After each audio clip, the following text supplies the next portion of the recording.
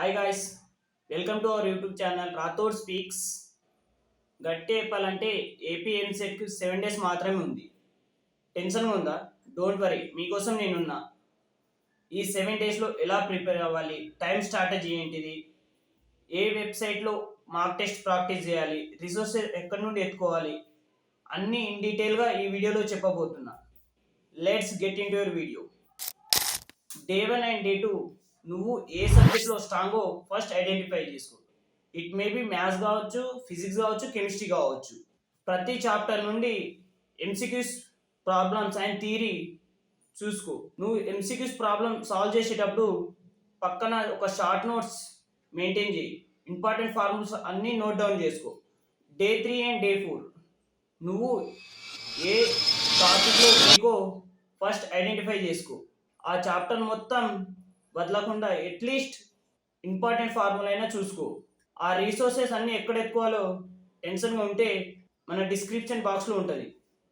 Day 5 కంప్లీట్గా mark test day అని పెట్టుకో. మార్నింగ్ ఒకటి, ఈవినింగ్ ఒకటి మార్క్ టెస్ట్ రాయి. ఈ మార్క్ టెస్ట్ రాసే ముందు ఫస్ట్ డే 1 నుండి డే 5 దాకా నువ్వు ఏమేమి చదివినావో ఒక రివిజన్ ప్లస్ థియరీ కూడా చూసుకో. అప్పుడు రాసేటప్పుడు ఫుల్ ఆఫ్ కాన్సన్ట్రేషన్ తోటి నువ్వు ఎగ్జామ్లో ఎలా రాస్తావు అలా రాయి. పక్కన ఒక ఫోన్ పెట్టుకొని అందులో టైమర్ పెట్టి గట్టిగా 3 hours కూర్చొని రాయి.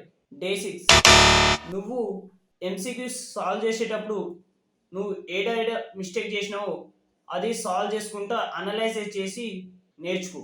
అండ్ డే 6లో ఖచ్చితంగా లాస్ట్ 5 years ఎంసీక్యూస్ ప్రాక్టీస్ చేయాలి.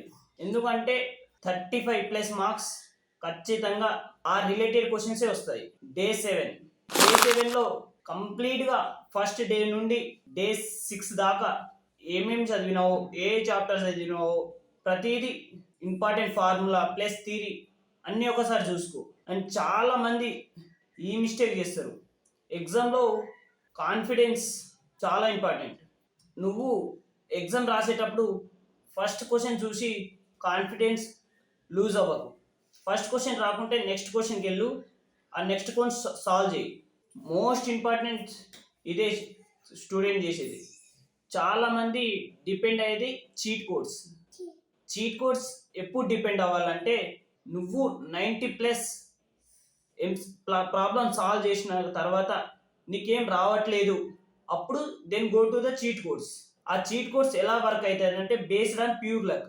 చాలా యూట్యూబర్స్ అంటారు ఈ చీట్ కోడ్స్ ఇలా రాయాలి, ఇలా చేయాలి అని, కానీ దాని ఎంత ప్రూఫ్ అయితే ఏం చెప్పరు.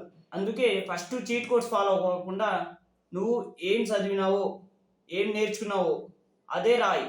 అండ్ ఇంకా ఏమైనా డౌట్స్ ఉంటే మన కామెంట్ బాక్స్లో కామెంట్ చేయండి. ఈ వీడియో నచ్చితే ఒక లైక్, కామెంట్ చేయండి. ఈ వీడియో నచ్చితే ఒక లైక్ అండ్ షేర్ చేయండి. అండ్ సబ్స్క్రైబ్ కూడా చేసుకోండి. సబ్స్క్రైబ్ ఎందుకు చేసుకోమంటున్నా అంటే నేను ఇచ్చే content mainly for the EAMCET స్టూడెంట్కి.